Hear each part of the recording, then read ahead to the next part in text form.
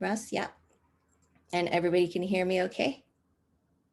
Yes, okay, perfect. So as you heard, my name is MP or Marie-Pierre. I'm head Refarmer here at Refarmers. I'm speaking to you today from the territory of the Squamish, Musqueam, and Tsleil-Waututh Nations, which is also known as Vancouver, Canada. Our international work takes place in East Africa. And today I'm going to explore the idea of scaling down using small and slow solutions through telling the story of Refarmers and our community-based projects. So the idea of using small and slow solutions for me comes from one of the 12 permaculture principles. So you can see here they are, it's number 9.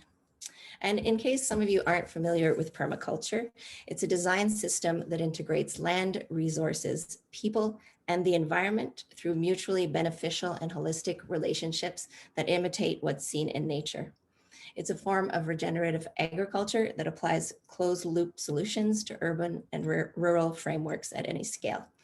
And the photo in the background is a photo that I took in 2018 as a permaculture student. It's at our friend's farm at St. Jude's College of Agroecology in Uganda, who we still partner with today. And most of the photos in this presentation are taken by me.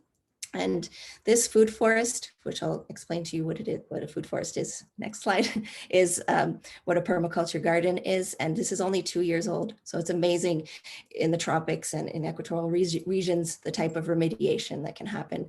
And there's actually swales in there, which are water harvesting trenches that we use in permaculture, but there's so much abundance of food that you can't see them right now, but you'll see in my next slides what the kind of bare bones of this system looks like as we were building it in 2019. So a food forest is a term used in permaculture to describe a plant-based food production system modeled on a forest ecosystem.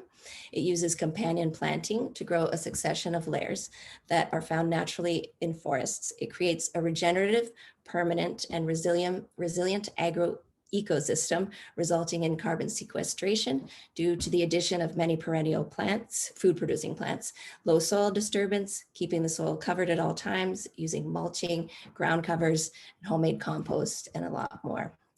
So we officially registered Refarmers in 2020, but before then we were called East Africa Permaculture Project, and we worked under the umbrella of a charity organization. So in 2019, we set out for our 2 first projects in Kenya and Uganda with our partner organization in Kenya.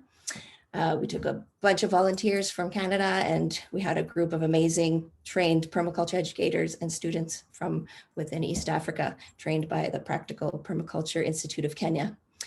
So we headed to Kakamega County to install, this is our first project, a food forest for a food program for these beautiful kids at Kakamega School for the Deaf.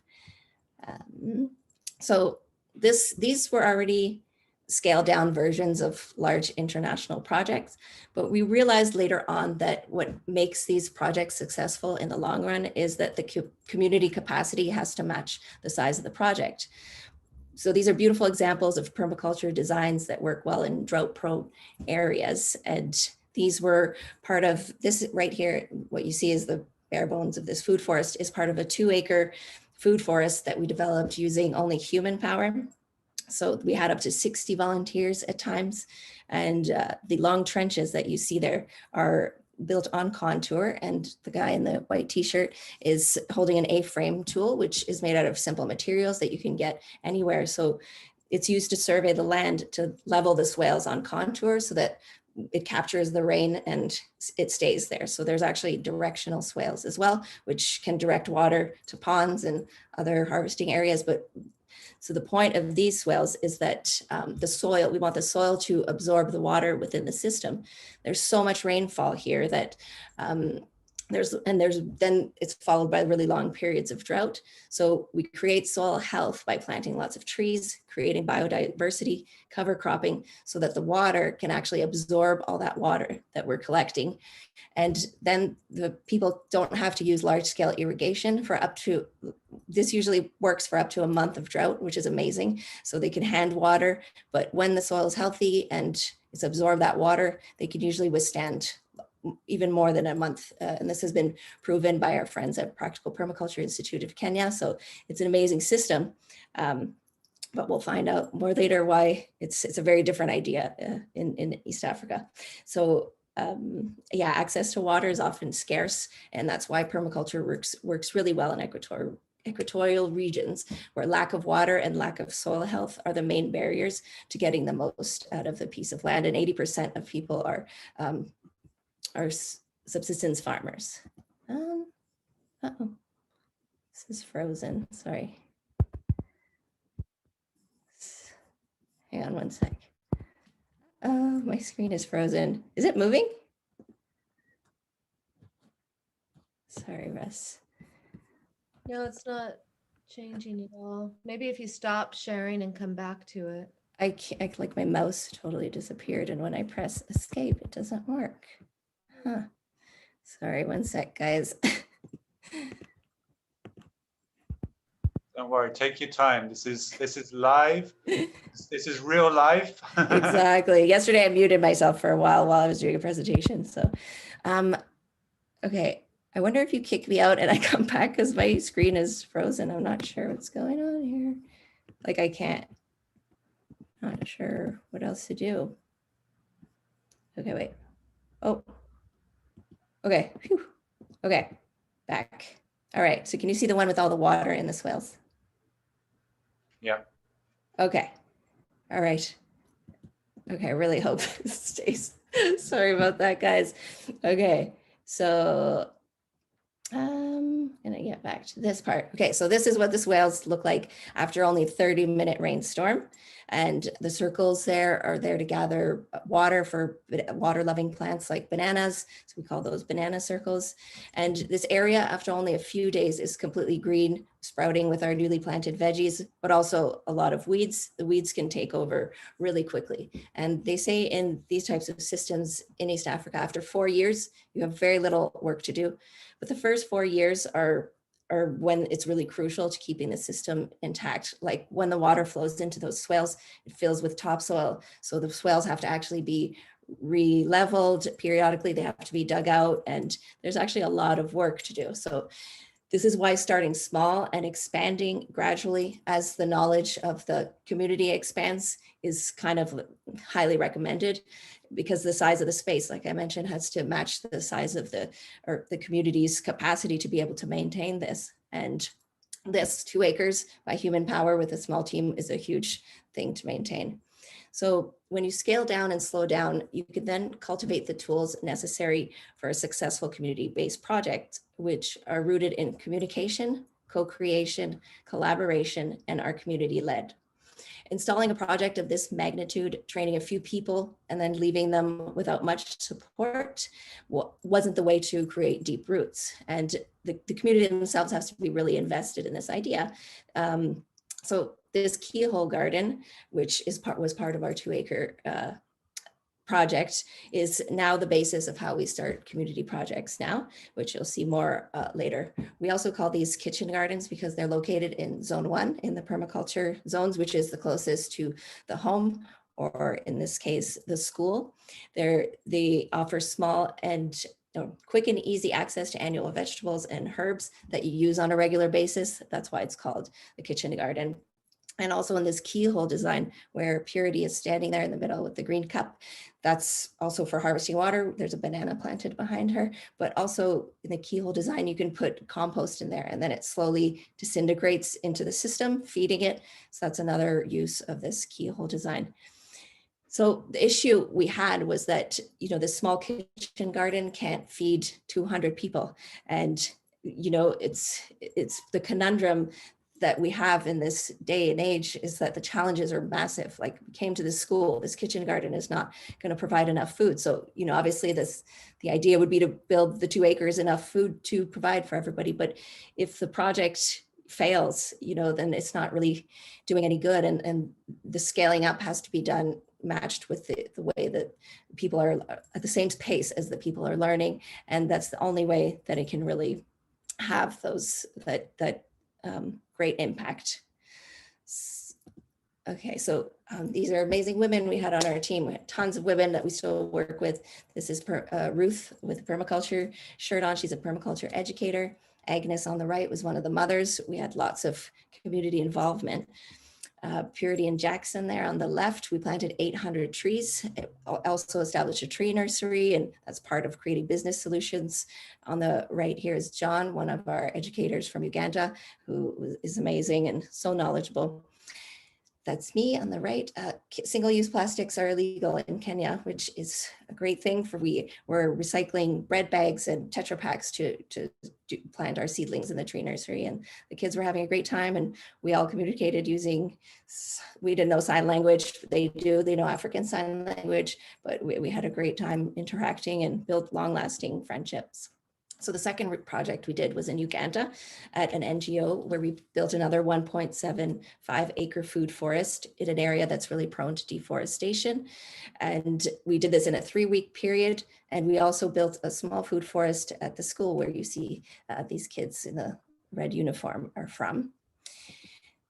So the kids came, they walked a whole kilometer with, some of them don't have shoes on, and with their tools. And the one little guy there in the wheelchair had really rickety wheels, and they all like made a huge effort to come help us for like 5 days straight on this big project. And they learned a lot and they had so much fun. And this was when we went back to their school and did the little project there. On the right is Joseph, who's another permaculture educator from Uganda, teaching them about grafting. This is what our system looks like after it rains at the school, huge rainstorms at that time of year, this is totally opposite from what people usually do in Africa when they farm. They try to direct water away from the fields because it's so prone to flooding. And that's because of deforestation, it's because of lack of soil health. And so what we're doing is promoting soil health. There's a compost pile there, a compost heap beside the tree. And as you build soil health, water is such a scarce resource. To think that people are diverting it away from their fields is, it's really logical to be able to find a way to store the water right there where your plants are growing. And this does just that. It's incredible. So we were really proud of what we accomplished that year. We trained a bunch of farm managers and assumed they'd build their own teams and everything would be fine. And then the pandemic hit and none of the people were at the school anymore. And so there was only one teacher there. And so the unmanageable size created a serious issue. They're back to school now and they're maintaining it and managing it. But I think if we had started on a smaller scale, it would have avoided a lot of issues. So we had big plans for 2020. I went and traveled around Uganda some more and Kenya to visit future project sites, and we were kind of going to use the same model. And I went with my good friend Patrick Paul Kidega, who you'll meet a little later, who's our East Africa project manager now. And so we were planning on doing some big projects like this in 2020. So we registered Refarmers in January 2020 when I came back. We were planning to do more projects internationally, so that's why we chose a new name as opposed to East Africa Permaculture Project. And we pretty much launched Refarmers when the pandemic happened. So our main funding opportunities, we're now offering only grants for COVID-19 response, or we're just completely on hold. And we couldn't travel apart from in our local communities. So everything just kind of came to a standstill. Our big dreams had to be set aside, and we took time to really assess those challenges I've been talking about, or else we would have just kept going at the speed we were moving, and you don't want to admit failures sometimes or really look back on what could have been done differently because you obviously, you worked hard, so you don't want to. Anyway. So this was a crucial part of the process, which we would have completely bypassed had it not been for the pandemic. And also suddenly the societal colonized pressure we had to succeed was lifted. And we started doing things from a place of love and intuition, not because we thought it would save the world or have huge impacts. I realize now that those outcomes happen when things are done from a really intentional place. It happened then anyway. So back to Vancouver, that's where I was when the pandemic started. And I've been stewarding this traffic circle garden in the middle of my street. It's in a roundabout. You guys are from different places in the world, so we call it a traffic circle. Some people call it a roundabout. So it's a little permaculture oasis. And I've been planting food and flowers and all kinds of growing seeds out of there. It's amazing. There's lots of pictures on our social media. So I did the only thing I thought was rational during a pandemic, which was I started a seed library. I had all these seeds stored up, and we just registered Refarmers, so we didn't have much of a social media following, and other organizations like us were doing a lot of online things, workshops, but we didn't have a following. So I just really localized my efforts, and out of a place of intuition to help with alienation in my neighborhood, I put up 10 posters and put out those seeds, not thinking anything of it. That's just the place of love where this was coming from, that I thought, would maybe make things better. But I really just thought it was a great idea. And so this tiny little initiative, which took more than a few hours to build and fill with seeds, became the talk of the neighborhood. It still is.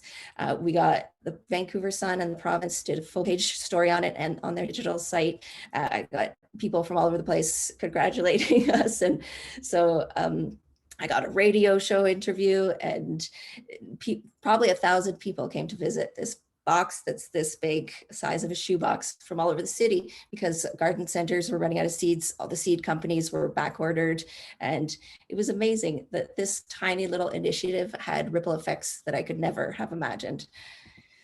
So also at the same time I started building these little initiatives around where I lived. You see the traffic circle there on the left, it's in the background. This is about a 10-meter square radius around the seed library. So I made these Sac Gardens, which is my favorite way to grow food vertically. I learned how to do it in the slums of Kampala and Nairobi, and you can grow tons of broccoli and cabbage and chard, and all on one sack. And you can do it on concrete, on balconies. And I put the sacks there with a little sign. And actually, we're starting a tiny gardens initiative with Abundant Earth Foundation, Hannah's here today too. Stay tuned for that.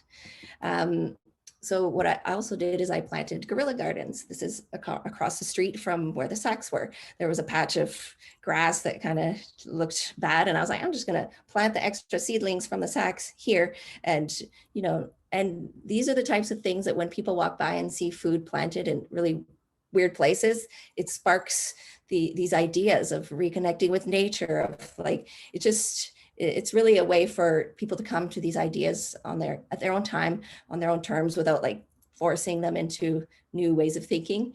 So it's a quiet revolution and a quiet resistance. And the space we took up was minuscule, and nobody in the city, the city officials didn't care that we were planting food there. And the ripple effects really were felt all over the city. So I also make recycled pop bottle gardens, which were across the street from there. You can grow lots of shallow rooted vegetables on balconies for free. You can just recycle these, and I have tutorials on these things too. So they're an amazing way to grow lettuce and all kinds of stuff. So it was the intention that I had to serve my community that made it all happen, not to make a huge impact, but it did just that. So we had a whole bunch of school groups, as you can see here. They're so cute with their magnifying glasses, looking at bees, and school groups, walking tours. Nobody could travel, so people were looking for places within Vancouver to go visit. Somehow people figured out that this was a little permaculture zone, and so people were planning trips to come see the demos, and it was just really amazing. I never could have expected that. So the scaled down, small and slow solution led me to make a really amateur sac garden video, which Dee Dee, who's here, said she watched it and was inspired by it, but it was really my first time doing anything like this. But I was also just letting things develop organically. Like I just thought, we had time, let's do this sac video and see if people will learn from it. And it was shared by 1,000 people saw it. And when you do things from a place of love, because you love doing them, that's where the real social impact comes from. So the YouTube video resulted in our friends in Victoria, British Columbia, the nearby biggest city, to start an entire initiative around these sac gardens. They got grants, and they installed 50 sac gardens, which they renamed Palenques, which is the name for the first free African town in the Americas during slavery. And their project specifically served immigrants and people from African descent populations disproportionately affected by the pandemic. And that's our friend Ariel up there on the balcony. He was spearheaded it with his wife, Jessica. So these small acts have had huge ripple effects into other communities. And also the ideas we presented were really simple. You don't need to take like a 2-week permaculture course to figure out how to do this. And it's up to the community members to scale up or to develop the idea into their own thing. And that's what these guys did. Ariel ended up researching loads of different ways of doing it and you know, different things he could plant. So they made it into their own thing. And that's the point, is providing simple, small solutions that people, the community members, are driven then to be empowered to make it their own thing. And they're very easy to grasp concepts and not like bogged down with all the confusion that I could have talked about, you know, making these sac gardens, because there's a lot that goes on, but just trusting that that person will be able to figure some things out on their own. So slow doesn't always mean slow, but it means letting things develop at the speed of nature. So creating small scale solutions to a problem and letting it like develop at its own pace. Lao Tzu says, nature doesn't hurry, yet everything is accomplished.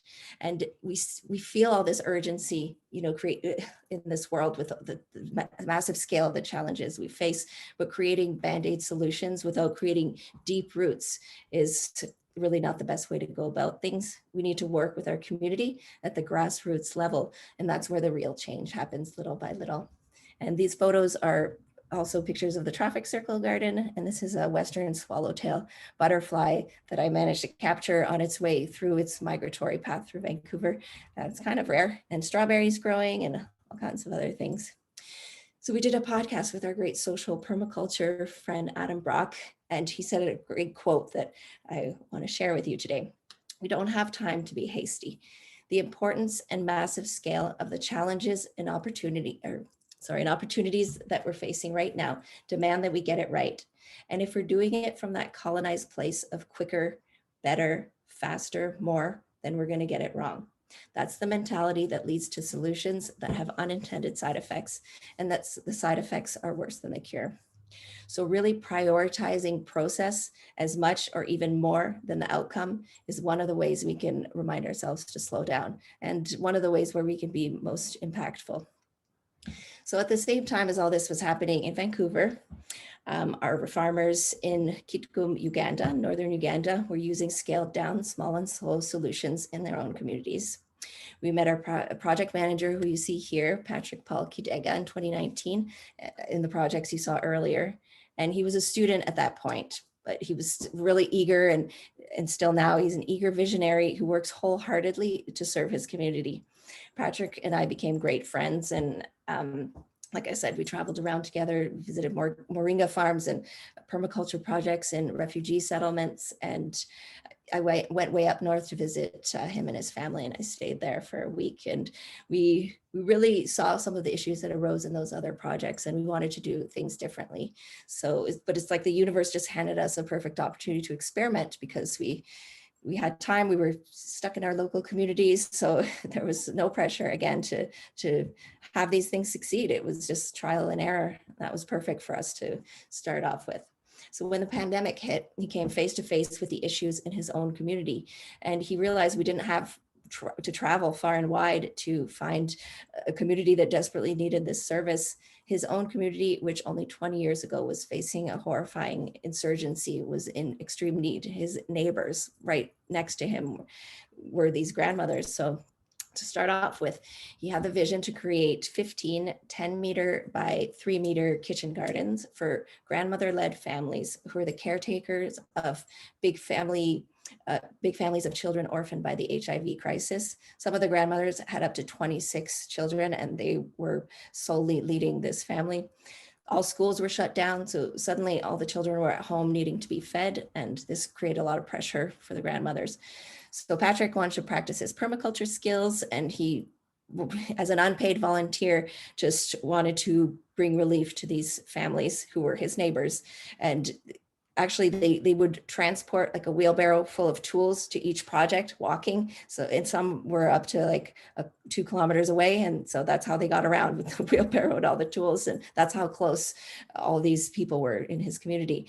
So he asked me to fundraise $250 to start off with these 15 gardens, which is barely anything. And so I got to Facebook and GoFundMe and asked our followers if they could help. And it was pretty easy to raise that money to begin with. And so this action, this humble action, slowly over time turned into 117 kitchen gardens, positively impacting the lives of over 1,500 people, with a project that lasted from April to October 2020. We raised $16,000 in a just-in-time model. So each week we'd be back down to zero, but there was no expectations, and everybody knew that, you know, we could only do what, and Abundant Earth Foundation supported us with a grant. And so it was just by believing in what we were doing and not really having a big plan. And Patrick trained a team of 7 local women and youths, and eventually we were able to pay them. Like, we got so much support. I would tell the stories of these gardens on Facebook. People just kept getting inspired. It was just so beautiful to see that in the time of a pandemic where people are struggling, they still wanted to help others who are probably struggling more. So we didn't have any goals in mind.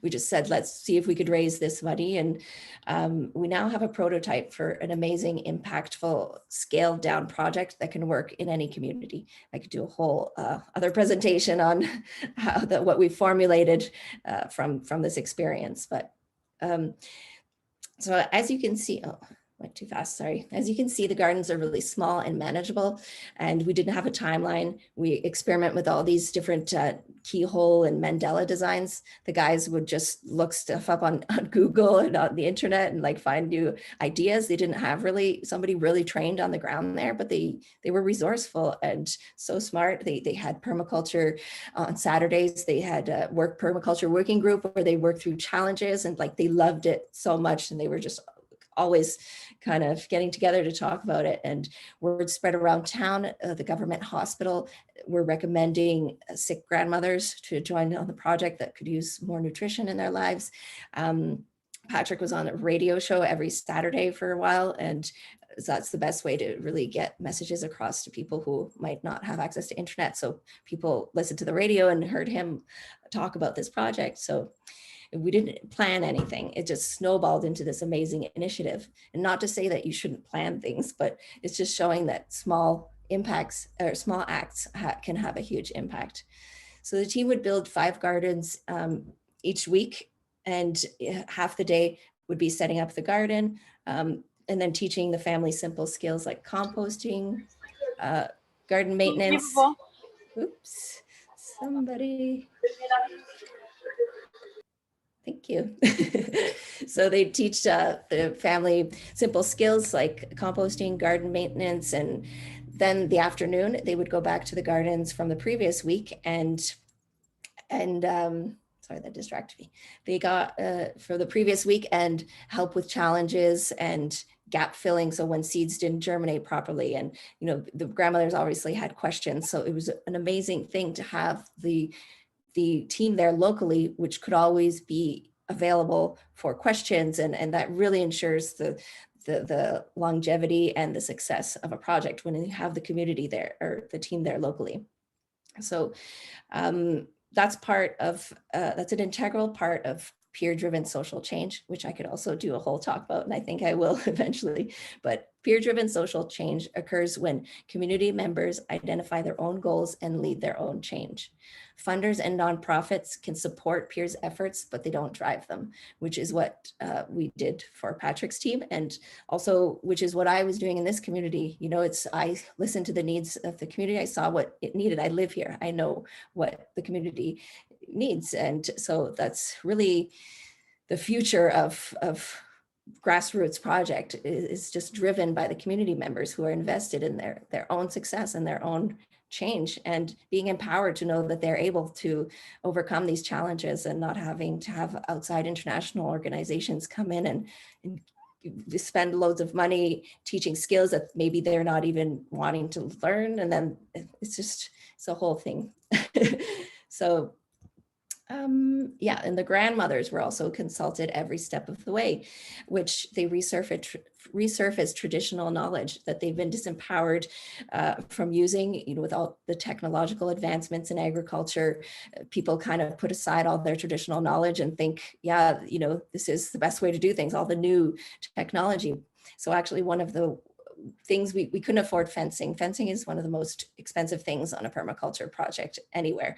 And they have a lot of free range animals there. Chickens are running around, goats. And so they could be really detrimental to a newly growing garden. And one of the traditional things they used to do was there's this invasive species of a really thorny bush that grows everywhere.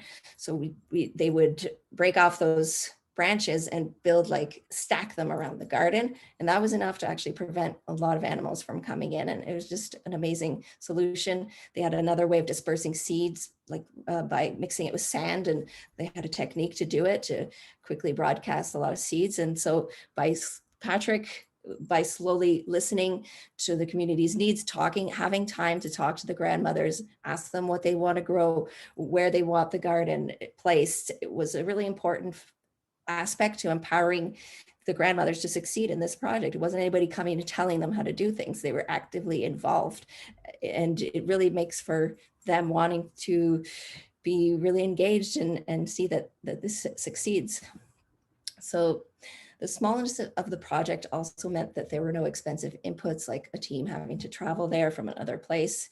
The smallness of the project meant that children of the grandmothers, like the girl in orange here, Joan, she replicated the little garden you see there without ever asking the guys to help her. She just did it on her own. And it's because the garden was small enough that the ideas could be easily taught, and she did it on her own. And there's, when they didn't see that there's a wealthy organization kind of running this, spending lots of money, they saw that the community members, the team there, were spending all this time and they weren't making a lot of money. And it really makes neighbors want to get involved in the labor. There's a neighbor up there on the top right. She donated tons of kale seeds. People were bringing them food. It was just such a community project. And on the bottom right there, some of the grandmothers, this is Lenora, she started a small business selling her veggies. And this is another thing where sometimes when you have international organizations coming in, they're the experts. And so everybody feels like they have to ask permission to, replicate the project or sell their vegetables. Is it part of the project? So when you come in with these community members that are also still learning, teaching them skills, but learning at the same time, it really gives such a wonderful, different aspect to these projects. Sorry, I lost my train of thought here. And so where community members are the drivers, they become personally invested in the success. And that's really how this project became such a success. Oh, and also at the bottom there, when there's challenges like pests, for example, it's on such a small scale that it's manageable. So Tommy at the bottom here and John, and the rest of the team, but they're sitting beside this really lush garden, which they managed to develop a neem and rabbit urine biopesticide, again, by Googling it.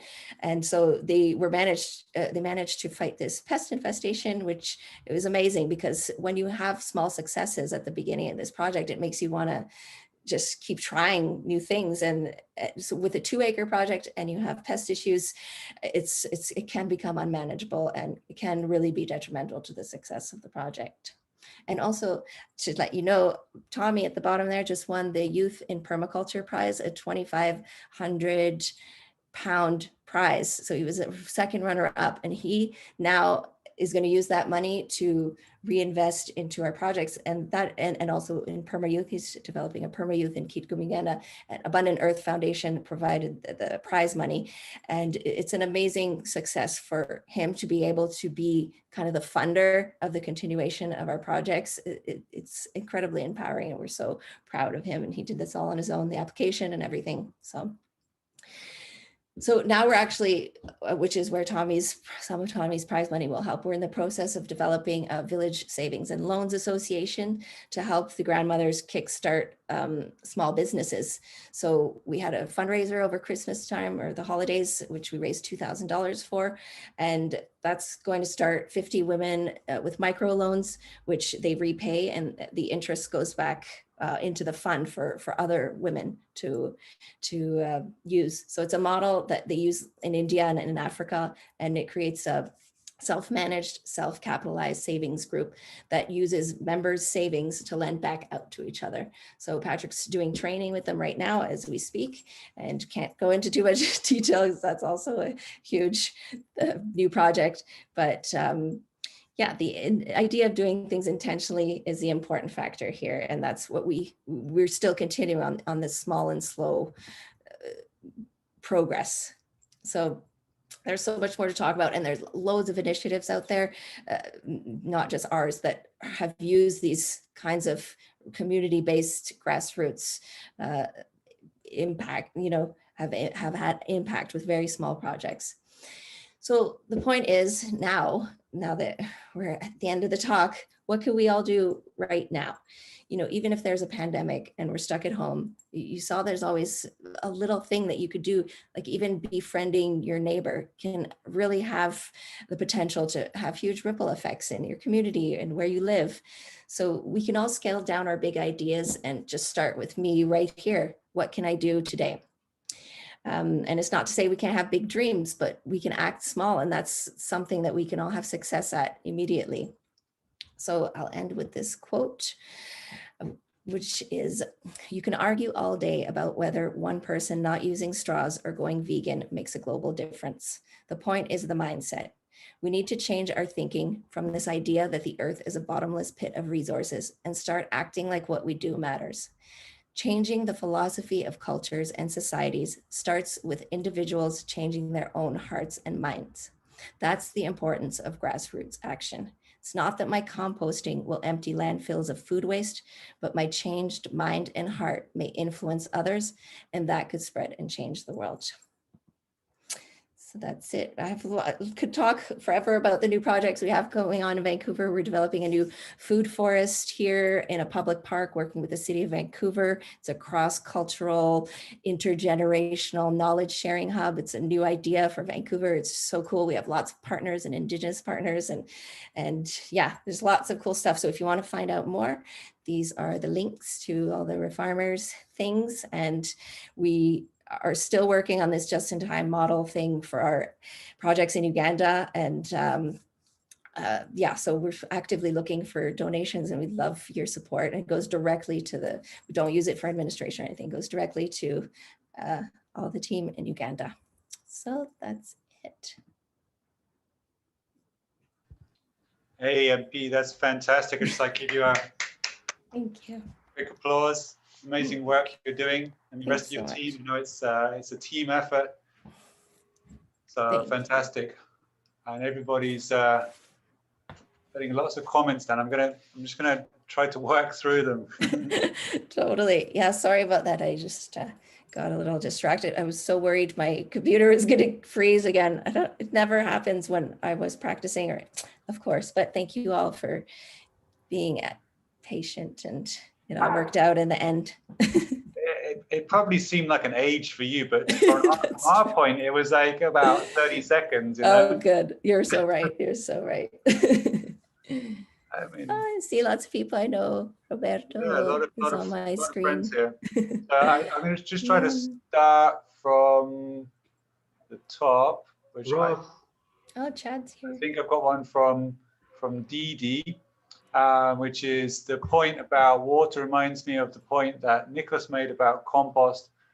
Why are we moving away from it? And then we've got Hannah. She said you can make donations to Refarmers. Hannah's from Abundant Earth Foundation. Carla, Carillo says compost is one of my fave smells. Yeah, and I do vermicompost here. I'm really passionate about worms. I love the worm composting, and you can do it in an urban setting with really small containers, and they're really fun. They're like my pets. I don't have any other pets, just the worms. And you see with the worm juice that get, you know, you can water your plants with it. It's making soil right at home. It's the coolest thing. Like, and that's what we have to do. We're losing so much topsoil that don't know what the high percentage is, and we have to do things that are just going to create more soil. And it's just as important in cities. Absolutely. Mhm. And Matt Morton says, lovely logo for Refarmers. We've got Roberto Hinostrosa. Would be lovely that everyone would have that rationality. Pandemic leads to seed bank. Finding a solution from the problem, right? Yeah, exactly. Those small, I'm sure so many people had these epiphanies. That I know we were talking about this earlier when in the opening ceremony, we had our breakout rooms, which is when people suddenly got into home baking and making sourdough bread and resurfacing these traditional skills, because it was suddenly we saw that we're maybe not all taken care of. And like one of the guys was, oh, maybe he's here, Chris, I think from Victoria, he's on an island. And during the pandemic, there was, you know, who knows if they would be getting food there anymore. And so people really realized that it's incredible that we don't have those skills, you know, of growing our own food, and we can do it when we don't have land as well. Although that's a whole other topic of, you know, access to land, and that we should all be able to grow food wherever we want. And there's enough grass, non-native grassy spots in Vancouver to grow loads of food. And why aren't all the trees producing food? That's a whole other thing.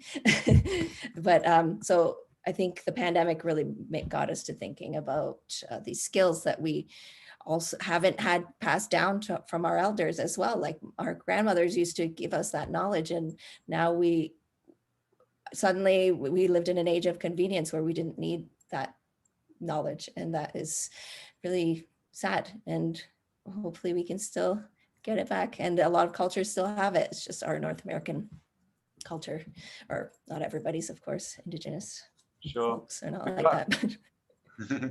We've got Dee Dee Nelson. The Sac Garden, the YouTube video is how I found about Marie-Pierre, and then this conference. And then we've got Hannah talking about tiny-gardens.org, which is coming soon, new website. Scrolling down. Dee Dee Nelson is very cool, and pretty much everything was free to make. I guess they're referring to what you saw in the video. Yeah, because we use burlap sacks here in Africa. They use plastic rice bags, and also your climate, it depends what kind of container you're going to use. But here in the city, there's the coffee roasters give those sacks away. So it's really great that you could pretty much acquire everything you need for a sack garden for free, even seedlings possibly from a friend's garden. So you can do this stuff. And that's why we want to really show with our Tiny Gardens initiative, get people using those ideas on their own in inner cities, and Hannah's in California, and so and schools can teach these ideas, and the pop bottle gardens are so easy too. And it's not that you're going to grow your own food necessarily. Like we can't grow wheat or, you know, staple crops, but it's just about, that's the spark, that's the start of behavioral changes that we want to see in the greater culture, like less consuming, less driving. Like it really just taps in when you grow your own food and you're in that natural process of really communing with nature. It really starts to like permeate the rest of your life. And that's what we want to do with these ideas. It's not that you can feed your whole family necessarily where you live, but it's the start of something that can be really great, will be great. Fantastic. I've got another one from Hannah. It says, just this week, article announcing Refarmers winning of the Youth in Permaculture Prize. Yeah. Link is there in the chat. We've got a woo from I love your reenactment. Didi, wow, this is incredible. Chris, I think maybe you mentioned him, amazing. Ryan, hang on, scroll down. Oh, scroll too far. Jessica Mileni, that's nice. Chris, you're welcome, Chris. Hang on, it's difficult scrolling on a little computer. Maybe somebody who wrote in the chat wants to ask out loud their question out loud. Instead, then you won't lose the. I would like to connect with you. That's from Jessica. You're great, MP. That's from Hannah. Abundant thanks for sure. Jan Slakov, so glad I made it to see the this presentation. Ben, kick-ass. Fan, so inspiring, thank you. I've got my rock star from Virushali. Ryan Brown, awesome. Didi, so awesome. Marie-Pierre. Big cheer from Mac Morton. Lisa, thanks, MP. So great to see. Chad, standing ovation for MP. Thanks, Chad. And Marie-Pierre, merci, you're amazing. I'll be contacting you soon. Curious how they deal with human feces there in projects in Africa, from Jan Slakov. There's a question for you. How do they deal with human feces? I know it's a big problem with cholera, right? Yeah, well, unlike other places, they actually have dug like down toilets. What do they? They don't have composting toilets, but they're pit toilets. That's it. I knew there was a word. Yeah, they have pit toilets there everywhere. So it's not they can be a little challenging sometimes. Like there was one that had a beehive in it that where me and my mom stayed last year during, and I'm allergic to bees. So I was like, oh, this is great. So there's a lot but that's how they deal with it. And unlike, I think in places in India where there's a problem with people going near rivers and yeah, they have pit toilets mostly. And you can also eat, worms can eat feces too. They love that. If you can, probably not living in a city, but in a rural place. I know lots of people use human manure and compost. Do you guys do that, Russ? Or? Yeah, we definitely do human manure. We've got buckets and all sorts of interesting ditches, and yeah, we're pretty organic. I love that. That's one of the things, like in cities, they're wasting so much potential urine and feces that can be used to feed the soils. On Sunday, we've got Bjorn, who's giving us a talk on composting toilets. Oh, nice. And, oh, cool. It's going to be, yeah, it's very, very good what he does. I got the drainage ditches the drainage ditches remind me of a new shape of growing plants, a spiral shape called solar. That was from Farley Painter. Okay. I see two hands up, Russ. Yeah. Should we? Let's put it out to somebody. Who would like to have a quick question? There's Chad and Alex. Got Chad. I know MP well, and I can tell you for a fact that there is so much more to her than what she's Chad, do you want to unmute yourself? Oh yeah, I can hear him. Okay. But what I'd like to know is what MP thinks are the best small actions someone can do locally so that they can just start their journey. Because I know many of the people here are eager to embrace the wisdom of MP. Yeah, well, even the part about home cooking and resurfacing maybe traditional knowledge in the kitchen from your own history, I think that's a really cool way to do a small act, because it's so inspiring. You'll want to talk about it with other people. I think it depends if those small acts are rooted in gardening. Some people might not be ready to start gardening, but this composting is a great way if you don't already do it. But even keeping your own compost and doing it at home and not sending it out to the city is a great way to see how quickly you can really make soil. And worms are so much fun. Small other things. I just talking from personal experience, learning how to make bread this year was really fun. And so I didn't even eat bread for many years. But I was like, I got so passionate about baking. And it was one of those things that if you lose those skills, it's like a way that you can really care for yourself. And it's such a conversation starter. So many people don't consider baking as like this art form. It's an art form. So small acts can really just be things that you do on your own that empower you to be inspired. Like learn something new. You'll want to talk about it to people. And those are the things that have ripple effects in communities, or in, like Russ was saying, like all these people who've been inspired by going to your farm. And it's not that Russ himself or Sandrine, they're going to change the world, but it's all these other people that they're rippling through to, and that's what changes. It's all a bunch of little actions by a whole bunch of people. That's the way that things change.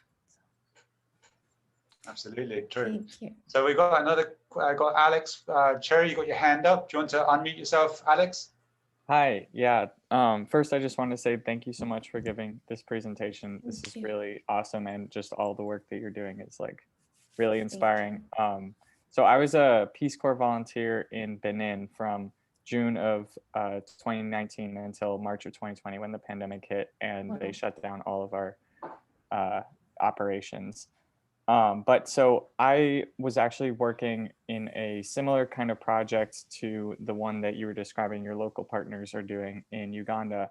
And the biggest challenge that I faced was really securing access to water throughout, especially the dry season Mhm. in these local communities. Like the women's groups of gardeners were really excited about growing the vegetables, and getting things started was always like quite easy. But then keeping it going and like kind of the long-term upkeep, and especially like finding water and making sure that water is always accessible was really challenging. So I was curious to know how your local partners might be working on that. Thanks. Mhm. Yeah, a lot of them don't farm at all during the dry season, and that's just how it works. And with water harvesting, that really helps. Building soil health really helps the soil stay moist for as long as possible, but also finding out what in those local areas are drought resistant. Like cassava is something I think they grow all over Africa, which is extremely drought resistant. So there are things that can keep growing throughout the dry season, and unfortunately you have to just tap into that. But also a lot of places we've seen they dry things like leafy veggies. You can actually dry them and then rehydrate them later. So that's something a lot of our people, like in northern Uganda and Karamoja, it's whole stories around their culture is amazing. They're kind of like Maasai, and they used to be pastoral, but now they're stationary. They have 8 months of drought, not a drop of water for 8 months. It's not meant to be a place where people stay for a long time. They can't farm. They used to roam around. They were nomadic. So, but that's what they do there. They dry things and then rehydrate. So that's, I think, if you can't build a rainwater tank, that can sustain, I mean, still a rainwater tank can only last like, but what they're doing in Kitgum, we had a wonderful donor donate for a rainwater tank, and there's somebody nearby who has access to city water. They pay for it. So they refill the rainwater and hand it out in very small amounts so people can water their garden. So if maybe somebody can get a big enough rainwater tank and they all pitch in to fund it, there is ways that rainwater tanks could be funnel hoses into it and then be refilled during the dry season. Yeah. Anybody else got any other questions? I would like to, obviously you're talking a lot about the projects you've done in Africa, and that's amazing. And I know that you're currently based back in Vancouver, and you're building an urban, you're attempting to build an urban food forest in Vancouver, right? Yeah. Can you Yeah, tell it's us going to about be that? amazing. Sure. Yeah, it's in a public park right down the street. When the pandemic happened, we were trying to expedite a community garden in our neighborhood because we saw with the seed library, people wanted to garden. And so with the local neighborhood house here in Vancouver, we have a community organizations called neighborhood houses. They provide a lot of services and programs to the community. So they contacted me because I'm friends with everybody from the other community garden, thinking that I already had a project, and I didn't. But together with our friend Omri, we started campaigning the city councilors and everybody to get us a community garden here. And we're in the more marginalized part of Vancouver. So there's a lot of need for food security here. That didn't work quite as planned, but they did expedite it to this year. So we've been working with them for 10 months now. Now we're at the point where we're going to start installing the actual food forest in April probably, but we started working with, we have a huge Indigenous population here with Indigenous folks from all over Canada. And to me, doing land-based learning can't be done at all without the collaboration and from our Indigenous nations. So we have Indigenous partners. We're going to grow native foods there and have spaces for workshops that are Indigenous based. And so, but also we have a huge multicultural population here. So we want to do culturally appropriate food growing and programming for kids, and all of the organizations that are working with those populations are joining us on this project. We have an amazing organization called Hives for Humanity. They do apiary therapy in the downtown east side, which is an area of Vancouver heavily fraught with drug abuse and homelessness. And they work with those people and they train them and they become the apiary therapists and teach these things. And we have a lot of folks that are also dealing with substance abuse. On my street, Vancouver is a really crazy place because there's $1 million houses beside, low-income housing, and people have to live together side by side. And to create that cohesion through this space, to me, is the idea behind it. Like that could be the nucleus where, and originally, societies, villages were held, the farms and agriculture was the glue that held villages together. And so the idea in our community is that this space, this physical garden space, would be that place where people could come and get to know each other, and deep change can happen there, but without actually necessarily addressing the issues like head on, but through gardening and again, going at that slow pace and seeing the change develop organically. And that's when deep systems change happens, I think. Fantastic. We got literally 1 minute, and we've got a hand raised from Roberto. He's got a good suggestion as well. Roberto, you want to unmute yourself quickly? Yeah, besides Jeff Lawton's here. Hi, Jeff. Besides the suggestion, I want to ask Marie-Pierre, and after making a consideration, everything that you do, it's amazing and it's wonderful. But you really got me to the warmest side of my heart when you talk about how you went to these grandmothers and asked them for their knowledge. That is really something profound. So from that, I understand that your heart has an incredible weather condition all the time. Can you tell us more about the set of soul and mind that you depart from to do these kind of things, please? Mm-hmm. And Roberto and I have had conversations about this, that I think real change starts with changing yourself. And I had to do a lot of self-work and came from a place that, I might not want to talk about my past, but, when you get to this place where you've done all the work on yourself, like that's the best thing you can offer to humanity, is to make yourself the best that you can be, to be the best version of the person you could be, because that again has ripple effects. And you empower people, you bring the best out of other people when you're the best version of yourself. So it takes a lot of work and meditation. And, but yeah, like you said, Roberto, hopefully one day all these people could listen to you speak, because your theories around this are amazing. And that's what it is, starting with self-care. That's the most important thing we can do. Everybody's heard you can't love others unless you love yourself, but to really understand that concept, to forgive yourself, is the only way you can forgive others and not be angry all the time. And the whole point of this work is how can we get along with people? That's what is the root of all the problems in the world, is we can't get along. Like, even if we don't agree with people's perspective, how can we just get along? And that's the point of gardening. No, that's the point of all this work. MP, thank you so much. Roberto's got the suggestion, which we just want to open our mics and give you a little round of applause. So if you want to go ahead and open your mics. Thank you so much, everybody. Thanks so much. Thank you. Thank you, Marie-Pierre. I'm staying for the next talk too. Very good.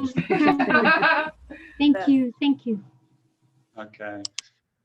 So to our next talk, and when I first came up with this concept, one of the first people I reached out to, well, these two individuals actually. First of all, one is my permaculture teacher, that's Jeff Lawton, and the other one was one of my classmates during our PDC we did with Jeff, and that's Ben.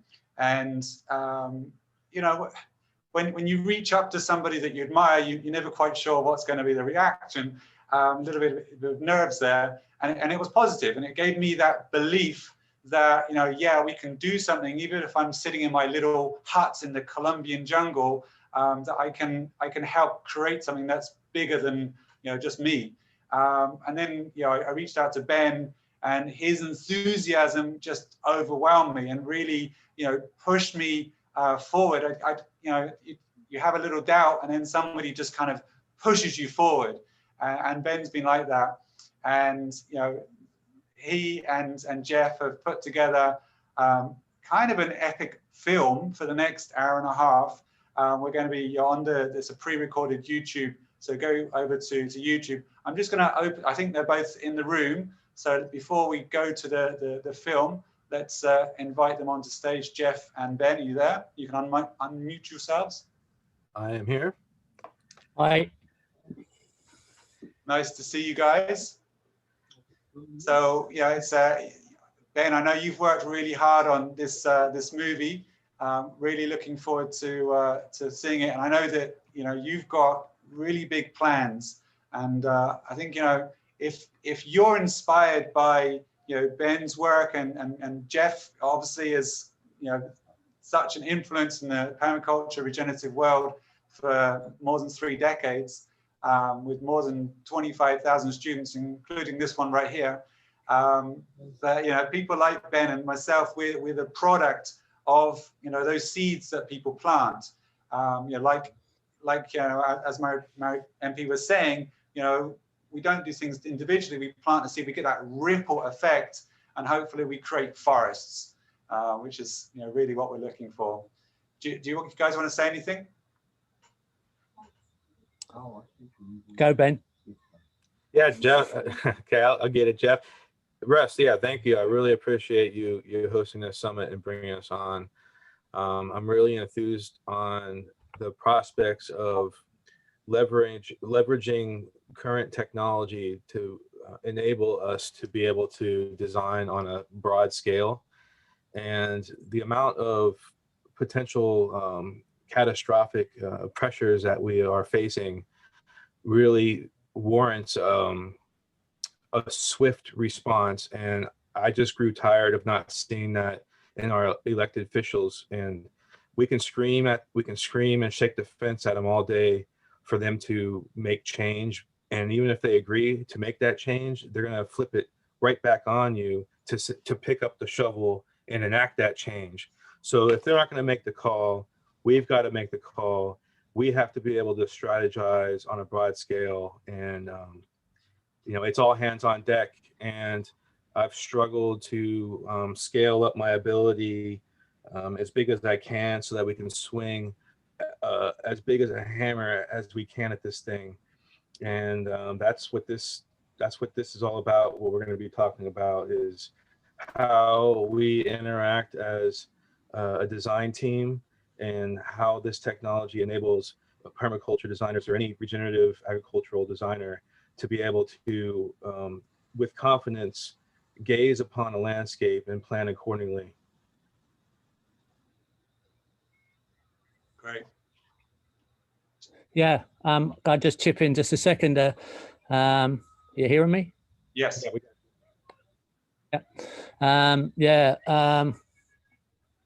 This work I've been doing with Ben has probably raised the potential of my permaculture consultancy globally further and faster than any other application I've ever been involved with. It's great to get your students giving you that return of surplus with their ability, and it's been very perfectly timed by somebody outside of our sphere, of course, because all of this started more or less about a year ago with a contact from Ben, and suddenly I realized I've got to talk very seriously and pull Ben into our team. And we've been working together, refining this system, and I've been applying it on my consultancy, and that all lined up with COVID. So incredibly, just when I needed it, we're already primed. And we've refined it, and we're still refining it, and I've really put it to the test.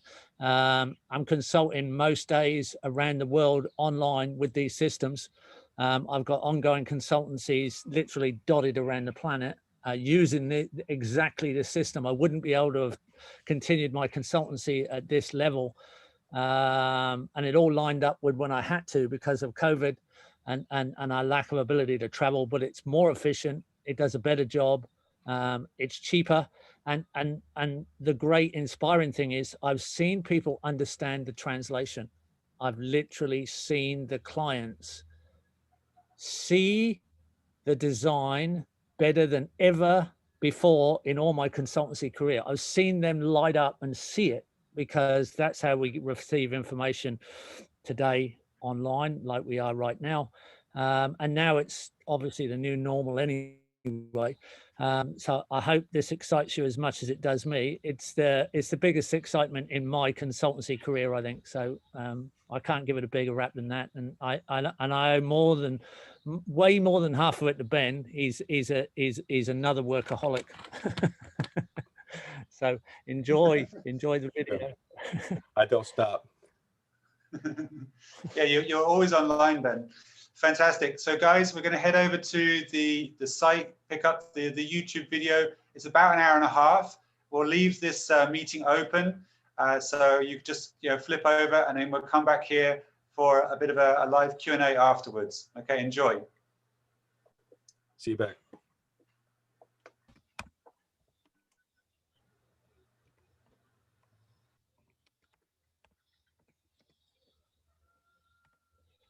How do we do this?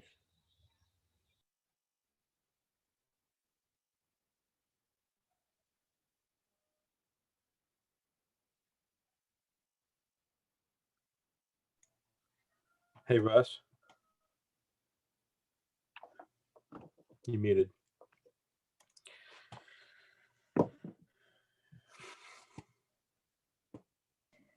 Is it possible just put the YouTube link in the chat?